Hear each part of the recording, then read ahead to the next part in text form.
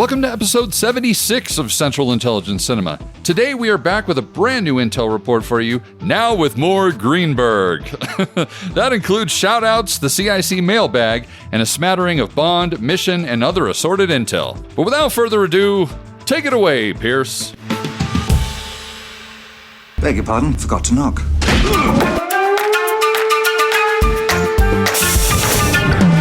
Welcome to the CIC, initiating security clearance. My name is Napoleon Solo. Bond. James Bond. Natasha Romanoff. Ethan Hunt. Felix Leiter. Elsa Faust. Identity confirmed. Now, pay attention, 007. Welcome to Central Intelligence Cinema, a podcast dedicated to spy movies and secret agent pop culture. Your mission, should you decide to accept it. Do you expect me to talk? I'm in the middle of an interrogation. This moron is giving me everything. Yeah, baby! Special agent, you're not having a very special day, are you? But remember, nothing ever goes according to plan. Tom, what do you think you're doing? Keeping the British hand up, sir. The state will self-destruct in 5 seconds. Recording from an undisclosed location that is not the undisclosed location where I was at undisclosedly. It's a Central Intelligence Cinema podcast. I'm Jason Greenberg, and with me, as always, Ben Esslinger. Thank you, Jason, and welcome back, Jason. Thanks. And welcome back to the CIC, the spy movie podcast that is really just trying to navigate the chaos. And there is a lot of chaos, and we're not talking about the chaos faced by famous secret agent Maxwell Smart. That's right. Other chaos. So much chaos. Personal chaos, global chaos, all the chaos. Dogs and cats living together. Mass hysteria! But yes, welcome back. We are here to do some intelling. In the telling, we are telling, of course, of the intel. Indeed. We got Bond intel. We got Mission Impossible intel. But first, Jason, we have a very full mailbag. Mailbag? Indeed. People are actually talking to us? I know, it's crazy. There are people that listen to us? That's allegedly. But yeah, should we get into read some of this mail? Yeah, let's do it. All right. Well, our first bit of mail comes from a brand new listener. Well, at least as far as I know. He could have been listening for years, and he just... Anyway. Long-time listener, first-time writer, right? Exactly. But he identified himself as Agent Trowel, and he writes, and it's important to read the title of this email that says, Heinous European Car Faux Pas, which I thought was kind of funny. I mean, yes, there are a lot of heinous European cars, but is it a faux pas to state it? I don't know. I don't know either. But he writes, Gentlemen, firstly, may I say how spectacularly entertaining your podcasts are. Thank you. Thank you. Your unique meandering through... Well, I mean... We do meander. We do, at the very least, we lollygag. Indeed. Yes. Oh, how we love to lollygag and meander. Your unique meandering through spy-themed entertainment is second to none. So much so, it pains me to feel obligated to point out Ben's terrible mistake in the Bourne Identity episode. Apparently, I made a mistake. You? Well... We'll see about that. He continues with, Ben. Following the most excellent chase through the narrow boulevards of Paris, you gleefully and excitedly exclaimed that in the underground garage there was another little red Mini. Having watched this movie countless times, I immediately kicked myself for not having noticed such an exciting coincidence. Was this just another stunt car left in shot? Was it just some Jean-Pierre's own voiture that happened to be parked there and forever immortalized? Before having finished the brilliantly longer than the actual movie podcast. Now, he says that as if that's a rarity for us. I know, that's just our that's our shtick, That's our calling card. make the review longer than the movie itself. You don't know how many times we've actually had these super tight cut 1 hour things, and Ben was like, oh, no, they demand more content. That's right. And we just had to go back in and throw in more crap for you to listen to. Absolutely. That's exactly how it happens. Reshoots. We're like Marvel here. That's right. We're Disney. But he continues, I got myself in the bath and began another viewing. Okay, I don't need to know about this. Yeah, maybe. I mean, We do try to gather intelligence around here, but Yes. some intelligence is more Intelligent. I was going to say useful. We can go with intelligent. Useful. I'll be nice. Yeah. That was mean. I digress. Although he does give reason why he described it's perfectly valid reason. It is. He says the bath is the only place in my house I can get some peace from my 3 kids, which fair enough. At least one of us can say, been there, done that. Yeah, I could see that with my animals. So there you go. My excitement during the chase was obviously heightened by the imminent double mini sighting. So imagine my disappointment after Jason and Marie head the wrong way down the ramp into the car park. Did he not see the massive sign? To catch glimpse of 3 inches of a red roof of a Fiat 500. Yes, the same car type so wonderfully used recently in some other movies' European capital car chase, but clearly not a Mini. I watched again to make sure I didn't miss some other Mini in the garage, maybe caught in the reflection of a window or Marie's eyes. Oh, how I stared into those eyes. But sadly, no Alex Isagonis designed revolutionary microcar. Ben must try harder. Jason must fact check harder. Once again, thank you so much for such brilliant entertainment, and I hope the other tens of listeners will find it in their hearts to forgive this rare error. Yours nerdily pedantic, Agent Trowel, undisclosed UK location. So, I'll begin my first bit of fact-checking right now when I fact-check Agent Trowel by stating that it was, in fact, me who pointed out the second Mini in the podcast, not Ben. Yes. Who I will freely admit, when it comes to weird European hatchbacks that aren't Volkswagens, is my eminent superior in this particular forte. So, in fact, let's roll to the tape. The irony was, did you notice there's another red Mini in the garage? Oh, I didn't see that. Yeah. And I'm like, it was almost the exact, although who can tell? Minis all look the same for 40 years. See? You can tell by the dulcet tones you were just listening to that was clearly me and not Ben who made the, as you say, a faux pas. So perhaps it's me that should be fact-checking harder. Well, and you should be trying harder? I don't know. To be fair, when I get on a roll, sometimes it's just better to let me go. Yeah.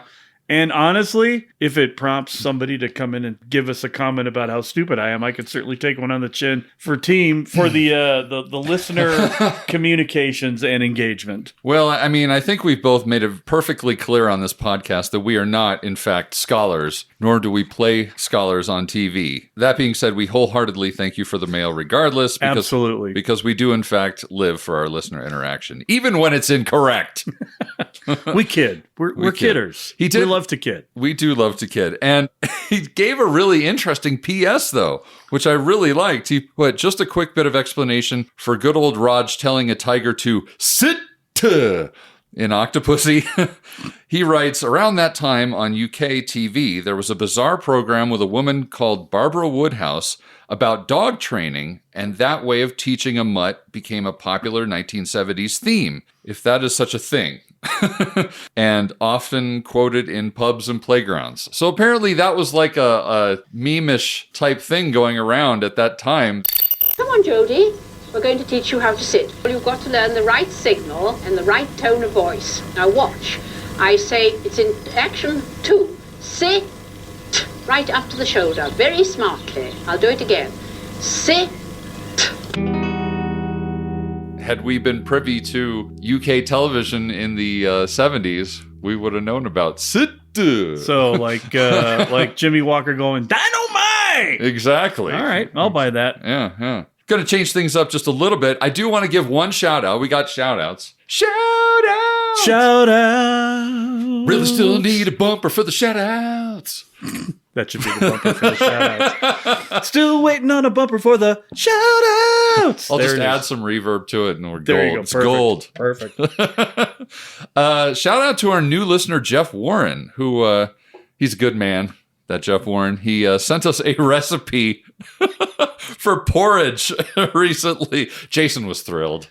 Yeah, a recipe for porridge. So like a recipe for oatmeal. Yes. Oatmeal, water. Oatmeal, liquid of choice. Liquid of choice. Porridge, Effectively oatmeal. Touch of milk. Touch of milk. Maybe a berry. Maybe, yes. Finally, we have another message from our good man, C. That man is a treasure, I tell you.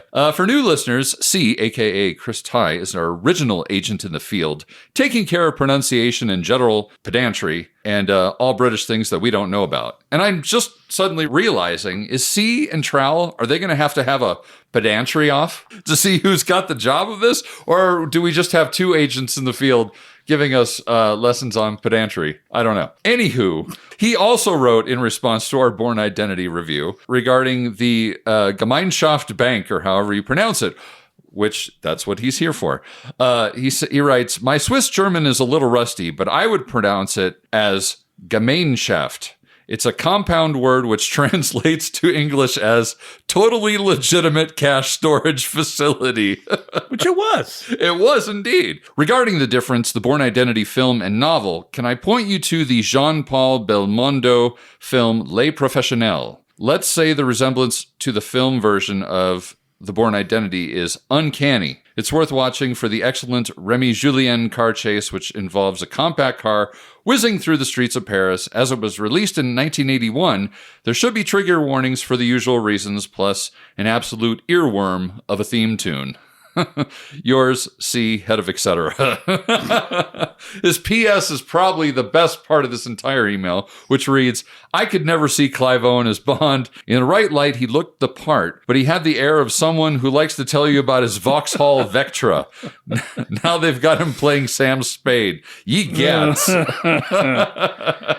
Every time I see that in the notes we've talked about it, the Vauxhall Vectra comment just cracks me up. Because yes, he does look like that guy, but it makes me wonder if when C looks in the mirror, he sees the same guy because he knew what a Vauxhall Vectra was.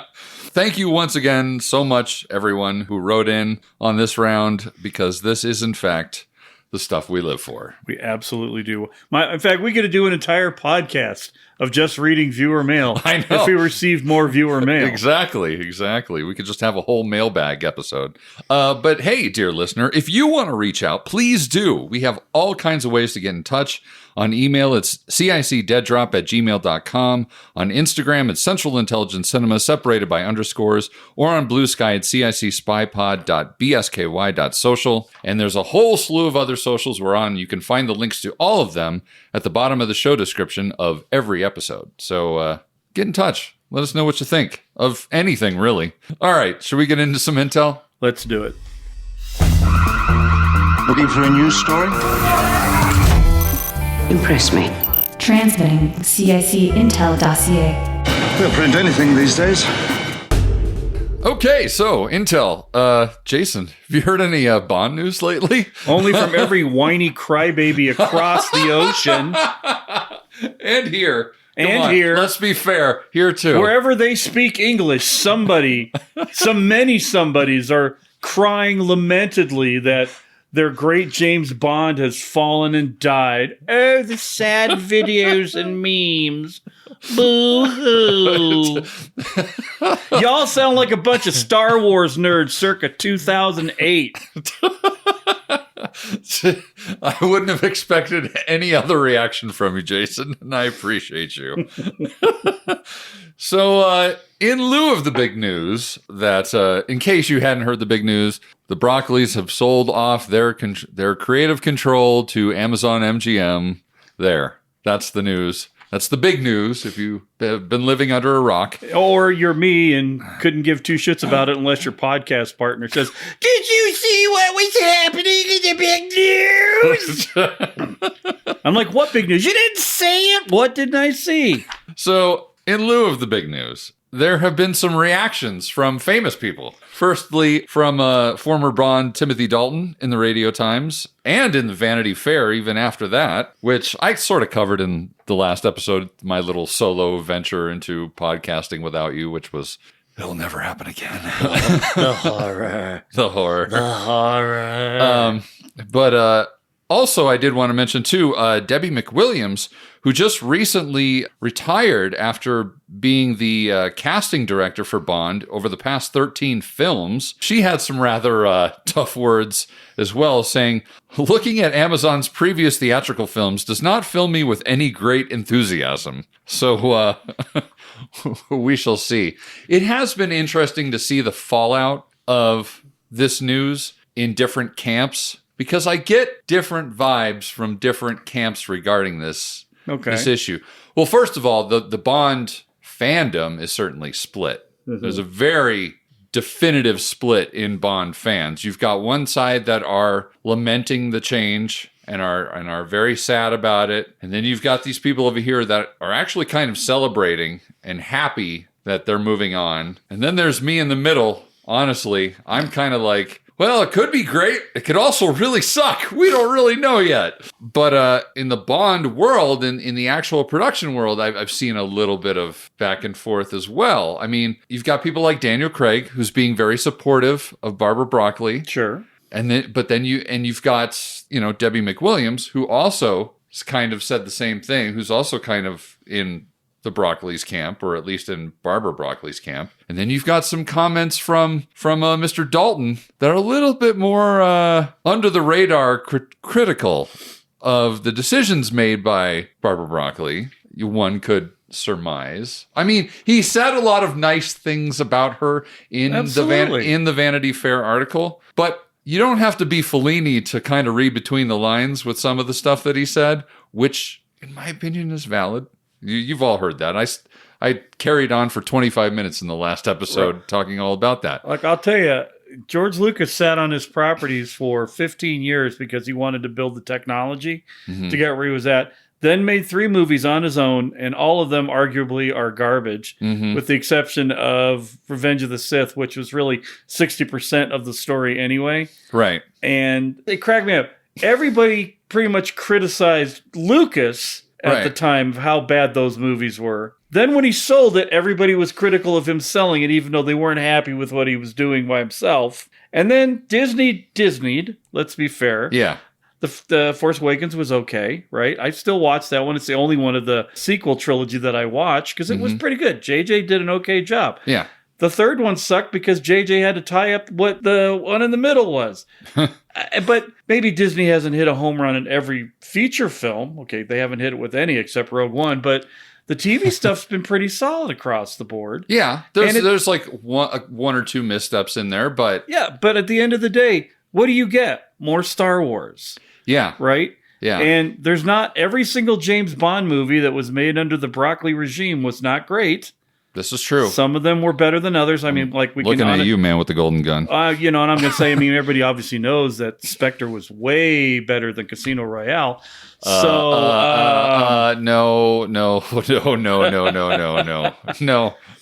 Fished in. But I mean, I've been saying this since Ben first started whining about it, was that it's who you put in charge at Amazon that's going to determine how this is going to work. Right. The Marvel movies probably would have blown chunks if you hadn't had Kevin Feige. Indeed. The Star Wars TV universe would not have been great if you hadn't had Favreau and Filoni working on it there. Mm-hmm. And you saw what happened with the movie thing. Kathleen Kennedy's like, oh, I'll just let JJ take care of it. He could do everything. Which I will say he probably could, except he didn't do all of them. So that was part of the problem. I just, certainly I am more passionate about Star Wars than James Bond, but at the end of the day, I like talking about James Bond with you, and I do enjoy watching me a good James Bond thing. I think, honestly, it's a double-edged sword for the people who make these movies and this content, because somebody's always going to be mad one way or the other. Yes. I mean, that's really what it comes down to. You know what? They're all going to go pay money to see it at least once. At least once. If no other reason to complain about how bad it is, right? Yeah. And this is a dream for me. Do I maybe get to see period piece Bonds now? What have I been saying for years? I'd love to go back to the Cold War. Do I get to see Christopher Nolan make one? Do I get to see Steven Spielberg make one? Do we get to give the director the carte blanche to go make the movie they want to go make? Fincher. Exactly. Hell yeah. Yeah. Quentin Tarantino, Man, I don't know how I feel about that. Maybe pump the brakes on that one. I would watch it, but I don't know if that's really a genre for him. I feel like he would just lean into a Diamonds Are Forever, like no, you know what he would do? Slimy, like his would be 70s. I mean, it could be a period piece for sure. Yeah. But I feel like your Quentin Tarantino movie is all about Odd Job. and how Odd Job became Odd Job in Korea, right? Yeah, right. And it's going to have Lucy Liu in it, and Christopher Walken's going to come in. Let me show you how I got this watch. Do you ever wonder how I got this hat? Your father gave me this hat. I wore this hat up my ass during the Korean War. Your father gave me this bowler hat with sharp edges. Ooh.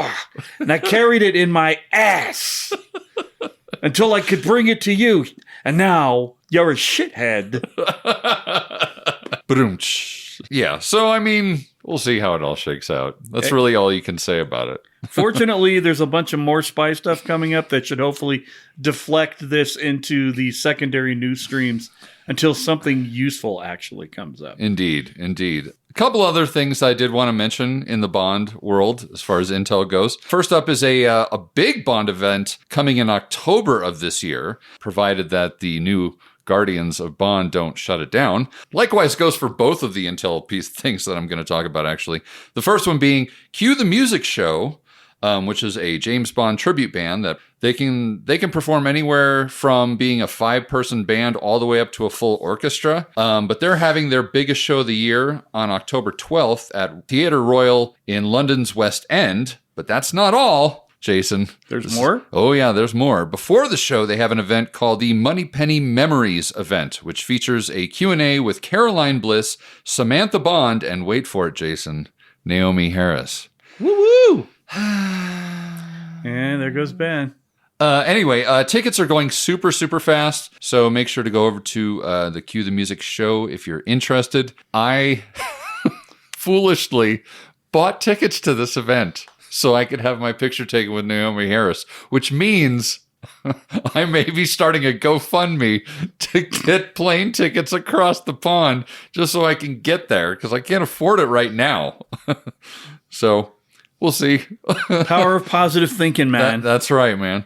Also, in Bond collector news, and this one I find very exciting. Again, hopefully Bezos and company doesn't shut it down. Hot Toys has struck a deal with 007 to make some lovely stuff that they make, but for Bond. So that could be really super, super cool. And according to the teaser that they released, it sounds like they're going to be releasing items sometime this year. So maybe you'll be able to buy it on Amazon.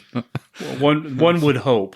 Right. Technically, you could buy all the Hot Toys stuff on Amazon if you want to. Yeah. Sideshow's usually the best way to get to it, though, because Yeah. they're the mainline distributor for all that. I'm just curious, what's the first thing they release as far as a 1/6 action figure? Because, okay. I really wonder where the creative direction is coming from on that. Well, because if it was from Barbara and Company, are they just going to keep it really conservative and go straight out to bat with Connery? Well, that's the thing. You got the really quality Big Chief ones that already have come out, Right. and they stopped at Raj, didn't they? Yes. They So- never got around to Dalton or Brosnan or Craig. Right. So, and I feel like I wouldn't be surprised if they started with Craig. it's going to be. This is just me. I think you're going to start off with Brosnan. Yeah, I think that would be a shrewd move. Brosnan is the dollar, or is the discretionary income range is Brosnan back, right? Oh, yeah. Brosnan is right in that collector's market of that age. Do your people, right? Well, no, younger than me. Like the millennials are the ones who really embrace Brosnan the most. Well, fair enough, And- but they're the and- ones that now have a shit ton of money to spend on stupid stuff. Right. That doesn't mean people like your age and my age also don't have a lot of, because if you see my studio, you'll know why. But I feel like they start off with Pierce, and then they drop a Raj. Yeah. And then they bring out Timmy Tim. I don't think we see Craig until the very end of this. I think so too, because he's become divisive. I hate to say it, but Yeah. he's become a little bit divisive at this point. Although I will freely admit, if Hot Toys want to lean to this and be super ballsy, it's a Lazenby one all the way. If that man ever gets a figure, well, I could see if Hot Toys maintains their contract, they'll be completist about it and eventually get around to a Lazenby. One would imagine, but I mean, you have the different outfits, so it's not always going to be the same Roger, right? Right. And the thing is, imagine if they did a Moonraker Roger in the suit, the spacesuit, yeah, with like a removable helmet and shit. Right, That'd be cool as hell. I've watched them it's not Hot Toys, it's another company that's been doing some Clint Eastwood ones throughout his career. So you've got various aging Eastwood as well. Is there a Firefox Eastwood? If there was, you would have gotten it for Christmas last year. No, it's mostly, it's like High Noon, or not High Noon, but Hang 'em High. Then it's Dirty Harry. Then it's Outlaw Josie Wales. You got the one from Pale Rider. But then he goes all the way up to Unforgiven. Okay. So he gets older as he goes, right? Nice. Well, one thing I've seen with Hot Toys is they're really good. If you look at the Raiders of the Lost Ark, the Indiana Jones stuff, the older indies still look good. The older Han Solos still look good. So they're good at aging up the action figures as they go. So we could get a Man with a Golden Gun Raj, but we could also get the View to a Kill Raj. Oh my God, that'd be amazing! Right? And with the surprised eyes that he has. Hopefully, it'd be like an extra head, a head sculpt that you can just put the new head onto. Oh. Where his eyes are extra open from the recent work done. Exactly. But I mean, they could go if they have the license and it's successful. We could finally get a Q. And how amazing would that be to get a Desmond Llewellyn with all the gadgets? Oh my gosh! And the best thing is, you'd never have to make a new face sculpt. Because he's the same age. He's the same guy all the way through. What if we got a John Cleese? Oh my gosh. Or Visions of M, all the different M's you could get. Oh, wow. Right? Yeah. So there's a huge amount of potential for this license that I don't think Big Chief had the capital to pull off. No, because they took too long to get anything. They were so meticulous, which I give them respect for. I mean, yeah, the quality is off. My Roger Live and Let Die figure is astoundingly accurate. Right. And so was the Jane Seymour one. Yeah. Ooh. Do we get a Jill St. John one? Oh my! I know what Jason's getting for Christmas. I'll go right next to my Indiana Jones. We can see what he can do with that. Moving on. So, Mission Impossible intel. We are not that far away now. We aren't. We're, May is only a few months away. And also, the big Super Football Bowl thing happened. That thing here. happened, right? That thing happened. Did they have a commercial for that thing? Yeah. Oh, well, cool. And interestingly enough, Tom Cruise was part of this pre-recorded, get you all amped up intro thing. Of course he was. And which meant only one thing, and that was that we got a new 30-second trailer for Mission Impossible, The Final Reckoning. But it wasn't that much different from the initial trailer. We only got a couple interesting new shots. The first was we see another wide shot of the scene in Norway or wherever that is supposed to be, probably Alaska, since we were supposed to finally see whatever happened to William Dunlow from the very first Mission Impossible movie. Who got shipped to Alaska. Yeah. We can send him his clothes. We see a shot of Pom Clementieff's character, Paris, taking down some guards in what looks like some sort of prison, just looking all badass in a tank top and tactical pants. And it's a very fast shot, but it's also very cool. I watched it about 15 or 20 times. And just going to go right past that. Moving on to the next thing. Just moving on. We see a big giant explosion in the ice, which was pretty cool. And people yelling, no! Like you do when there's explosions in ice. Yes. And then a big giant version of the puzzle that Benji had to figure out in Dead Reckoning when he's in the airport, in that airport scene. This is how you know AI is the main villain in here, because it's not actually capable of doing anything creative. Right. It's just make it bigger. Make it the size of a small car. Make it a puzzle. Make it more puzzle. Even more puzzle.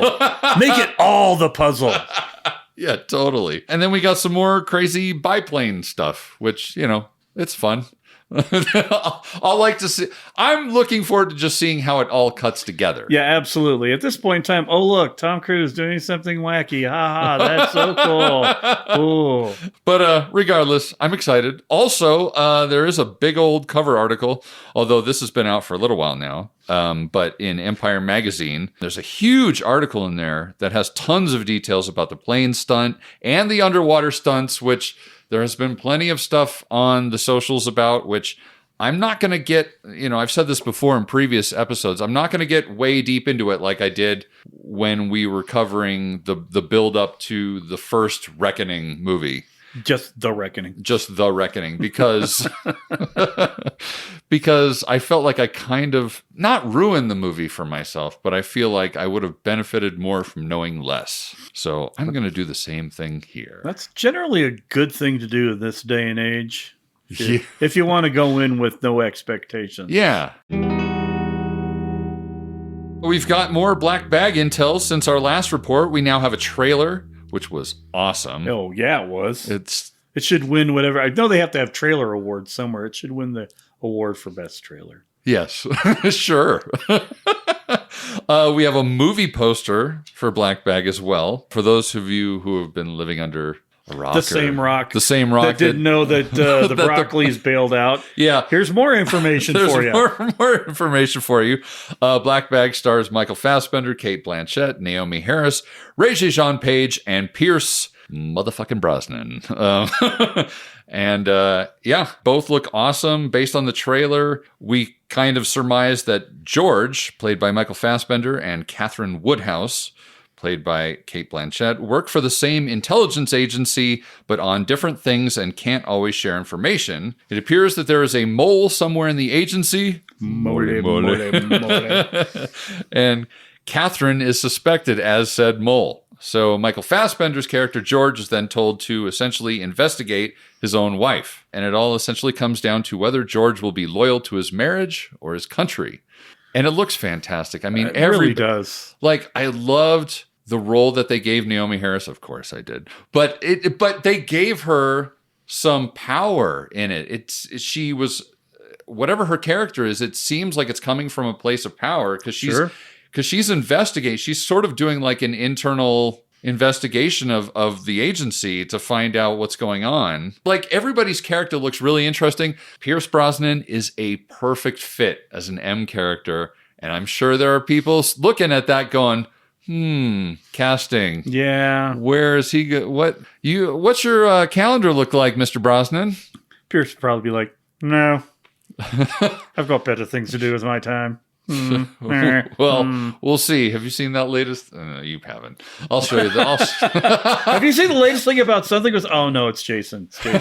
I'll show you the picture later. He posted a picture on Instagram recently where he is dressed to the nines. He looks like Bond all over again, just with grayer hair. Why would he have ever and he's stopped? Standing in front of this beautiful BMW, and everyone is just like, bring on the old Bond movie and cast him immediately. We got old Indy. We got the hopefully soon to be made old Conan. I mean, old is big now. Old is back. Because if you do it right, it's better than a reboot. Yeah, you're right. You're right. Because there's something inherently better about a hero at the end of his time. Yeah. From an emotional, exactly. An emotional and gravitas standpoint to bring the character full circle. There's something really good about that, even if it's a stupid comedy. Yeah. The fact that there's some stakes involved, and who would want, that's a Jason thing. I like to see the fact that James Bond is mortal and dies. I just like it better as the idea of an older Bond in that role where the flaws are visible and it's and the mortality is obvious, not just on an island. And anyway, I'm just going to move on. And, I'm not going to move on from that. This goes back to the what was the comic book we reviewed a couple years ago? Oh yeah, The King of Spies. I believe the King of Spies, where we're just like, well, this is Pierce. This is out. It literally was Pierce Brosnan. Yes, an old agent at the end of his career type of thing. And I'm like, so when you say that, I'm like, does he need to be Bond, or can he just be a Bond character than a much better story? If they did an adaptation of King of Spies, he is perfect, pitch perfect for it. I mean, absolutely. I feel like Rayshawn Page has something to chew on in his role. I mean, everybody in this movie looks like they were given something interesting, and the early reactions to this movie have been very, very positive. I've already seen people who clearly have gotten like screeners and have said that this movie is really, really good. This is going to be like, because I know that there's a lot of comparisons between this movie and Mr. and Mrs. Smith, right? But I think this is a whole different. This is like, that's comparing apples and oranges almost. Right. Well, it's like Stanley Kubrick decided to remake some sort of, Made in Manhattan. Right. Yeah. It's at a different level. Yeah. Right. And I mean, it looks gorgeous. Yes. The costumes, the lighting, the shots that you get in the trailer, everything is just like nom nom nom nom nom nom nom nom. Yeah, this movie tastes like freshly buttered popcorn. It is the best. Make no mistake, we shall be giving our first impression review of it shortly after the release, very, very soon, which releases on March 14th. So Indeed. Yeah, just around the corner. Also in Intel, boy, and this makes me very, very happy. Same here. We have a Jack Ryan theatrical version coming to us. Woohoo! Which is super, super cool. Just so excited. It was revealed on the 19th of February on John Krasinski's Instagram that filming has begun in Dubai for the movie version of his Jack Ryan. Although not too much is known just yet. The Hollywood Reporter did say that Jack will be joined on his mission by a top MI6 agent played by Sienna Miller. Nice. Yeah. She'll serve as sort of Jack's British counterpart. But that's really all we know as far as details. We do know from Deadline that Andrew Bernstein, who served as an executive producer and director on season 2 of the series, is directing the film from a script penned by Aaron Rabin and Krasinski. Returning cast members include Wendell Pierce, which is awesome, and Michael Kelly, which is super awesome. Super awesome. Super awesome. And we get new additional cast members. Max Beasley, who was one of the cast in the Netflix version of The Gentleman. Douglas Hodge, who was in Joker, Gemini Man, and some of the Black Mirror episodes. And then J.J. Field? C pronunciation? It's F-E-I-L-D. Anyway, get back to me on that. Anyway, he was in Ford versus Ferrari. And then we've also got Betty Gabriel, who was in Get Out. So those have all joined the cast of this theatrical version. So I'm super psyched. Even the one still image that's on that Instagram post looks so cool. It's at night. He's clearly up in a Burj Khalifa-esque skyscraper, holding a big gun, looking badass. I mean, this is not your grandpa's Jack Ryan. I'll say that though. No, this is action man Jack Ryan. This was, I've said forever that from a theatrical standpoint, up until now, Alec Baldwin has always been my Jack Ryan. Yeah. I mean, I love Harrison Ford to death, and I know that Clancy has gone on record saying that they wanted Harrison Ford. He's always envisioned it being Harrison Ford. Harrison Ford was offered the role on Up for Red October, and apocryphally, he turned it down because Sean Connery's role was more interesting. That's probably true, I'm sure. But, then Affleck had his turn. I'm sorry, Affleck. Ben Affleck had his turn at it, and other than Morgan Freeman being in that movie, terrible. Punch him in the face, pouty lips, Chris Pine. Such a handsome man with that face every time. I haven't seen that one. It wasn't really bad. I can't pick on it it wasn't certainly as bad as Affleck's turn at it. But I felt like they were just never going to be able to redeem themselves after Alec Baldwin. And then up comes John Krasinski in there and on the TV show, and he absolutely nailed it. He is the character that you read in the book. Yeah. He just didn't have... Well, at the beginning of the series. Absolutely. I think as the series has gone on, they've deviated away because he's more action-y now. Yes, and Jack was never a super action-y character in the books. Right. But just sort of that pleasantly handsome, very intelligent guy who the biggest difference is in the books, Jack Ryan gets thrown into being an action hero. Mm-hmm. And in the TV show that Krasinski's doing, he actively engages himself in being an action hero. Yeah. He's not afraid to go to it. Not that the other Jack Ryan was.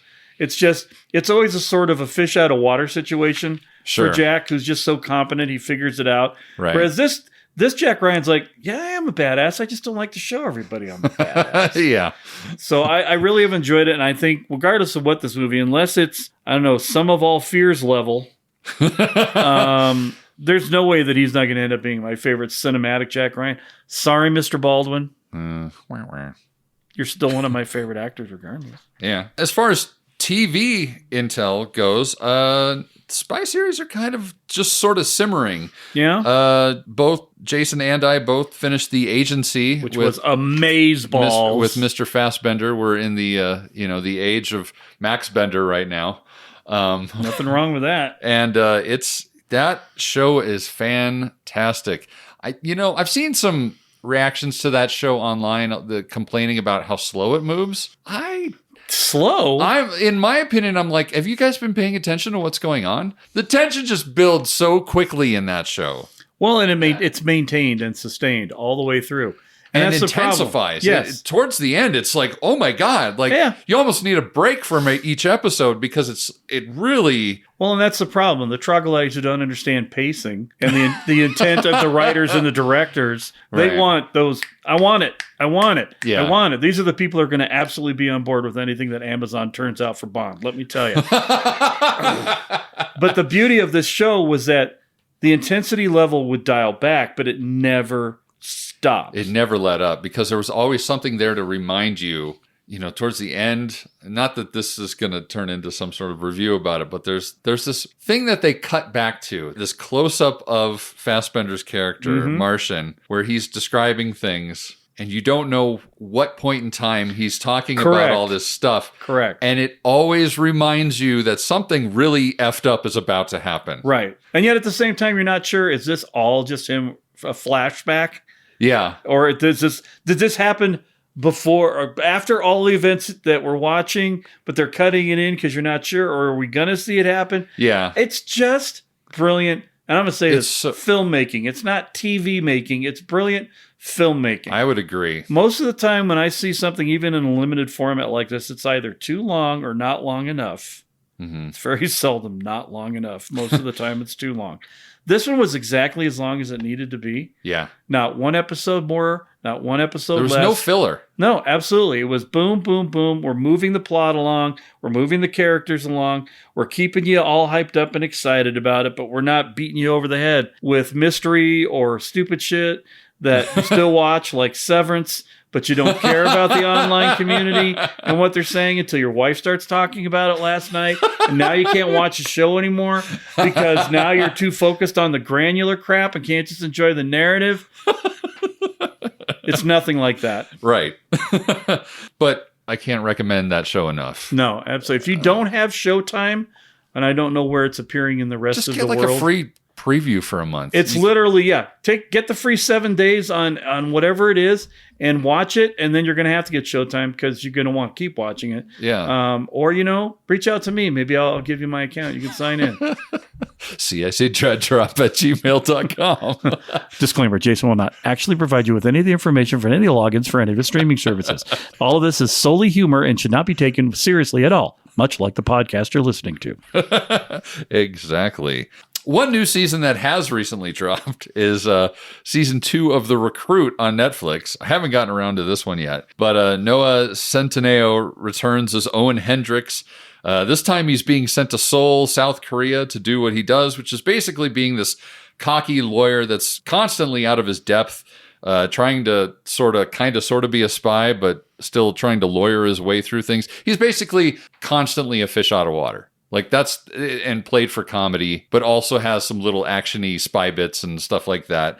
Dude totally reminds me of Jason Gedrick from Iron Eagle. Like he literally looks, acts, behaves just like that guy. Wow. Like it's junk food spy stuff. Sure. It's like if you got nothing else going on. Black Doves. Or kind of like Black Doves, although I'd say Black Doves is a is a notch above. That's maybe the recruit. quality of actor might put it a notch above, but the storyline itself was a little more, popcorn movie than the Agency. But God, I love Black Doves. It yeah, was so good. It was pretty great. Mainly just for Ben Whishaw. And Daisy Ridley. Yes, totally Daisy Ridley. In no way was that. Look, I get him confused a lot, but it clearly was either Daisy Ridley or Natalie Portman. I mean, totally Natalie Portman. I mean, you told me it wasn't Daisy Ridley, but I don't believe you told me it was. So. Speaking of Daisy Ridley on Andor season 2. Do you think she's going to be in that? No. Are you sure though? Did you see the trailer? Did you see the trailer for Andor 2? Yeah. They're pushing right up, it looks like, to Rogue One. No, but she happens afterwards. Yeah, she does. I'm sorry. Because I was confusing her for, what's her name? Felicity Jones. Oh, yeah. Or maybe that was Natalie Portman or Keira Knightley.